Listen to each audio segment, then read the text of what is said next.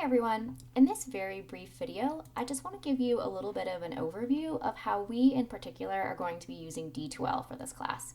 I know all D2L classes are slightly different, so I just want to give you a little bit of an overview about how it's going to work here. So this is our course homepage, and the first thing that you take a note of is the announcements function. I use that quite frequently to let students know if there, say, were to be a change in the schedule, which would be odd. I don't anticipate anything like that happening. And when I've graded things or released new sort of solution videos, I'll always announce that those are available here. In addition, on the course homepage, you can also see our calendar with different kinds of upcoming events. So for the most part, upcoming assignments are always, and things that are due are always going to be available here in the course calendar. So it's a handy resource for just kind of keeping track of what's coming up within the next few days.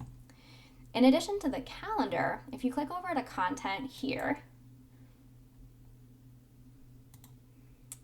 and scroll down to getting started, important course documents, you'll see this document here, 432 online searching schedule.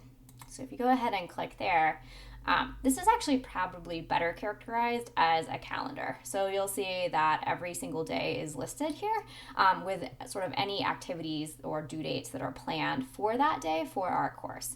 So you can always use this course as well to get kind of a big picture overview of the session as a whole. And that's something that I think you should plan on printing out and referring to often, please.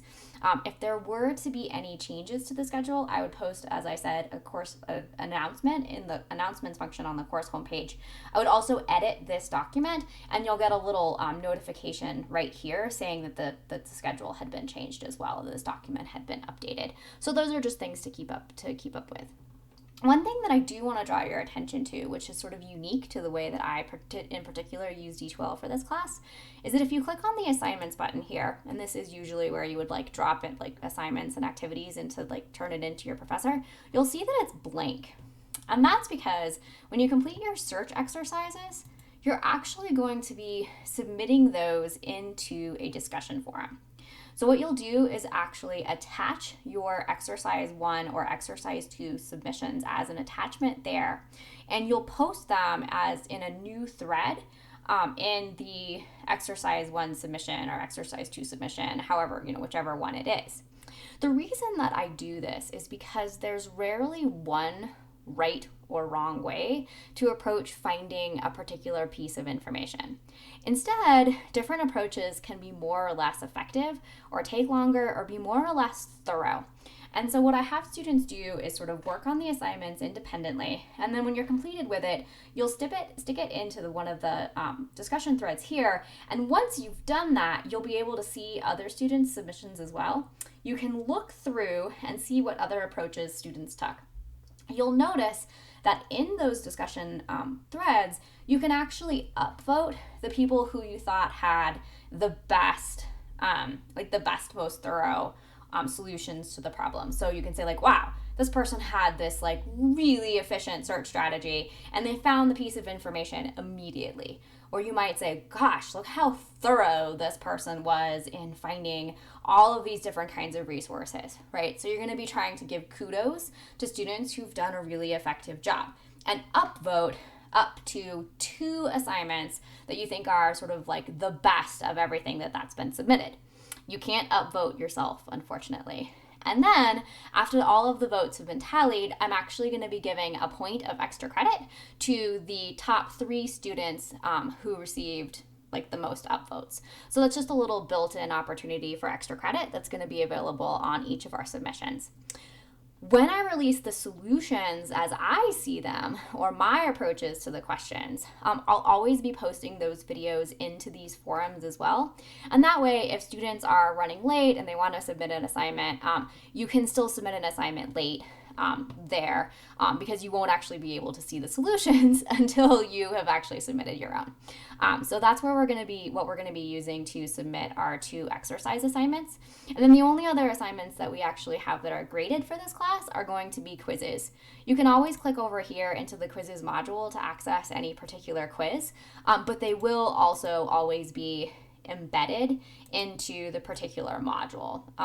which will open up on Wednesday mornings. And then you'll be able to see everything that you need in order to complete that module there. It's really important that you click over onto the module overview, because that will also be where I link to any readings, and it'll also just give you a sense of like, what are we doing? What are our driving questions? What are our objectives? What are the readings and lectures? They're linked. And what are the assignments that are due? So it's just kind of like a module overview, like a picture of what's going to be going on in that week. And it has a sort of summary of all of the assignments. You can click back, and then everything will be linked here as well. So each module is going to be kind of a little self-contained unit. It's all going to be there. You can also, again, use the course calendar to kind of keep track of what's coming ahead. The other way, in addition to sending me an email, if you need to get a hold of me, you can always use the course questions forum. That's going to be a great way if you have questions about course content, if you have just, any other question about like, gosh, I can't find this, or hey, this quiz isn't working. That's going to be a good place to post that kind of questions or information. You'll also probably want to go ahead and subscribe to the course questions forum. I tend to think that it's most helpful to say, send me an instant notification. These notifications are sent only via email and not SMS. The idea is just that you'll get an email when someone posts into the course questions forum, so you can see a question that someone's posting and you'll see my response too.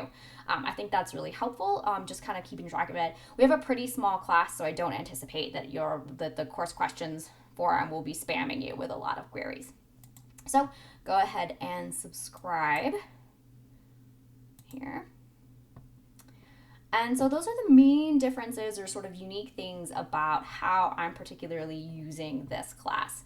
It's just that you won't be using the assignments folder to submit anything. It'll always be in the discussions.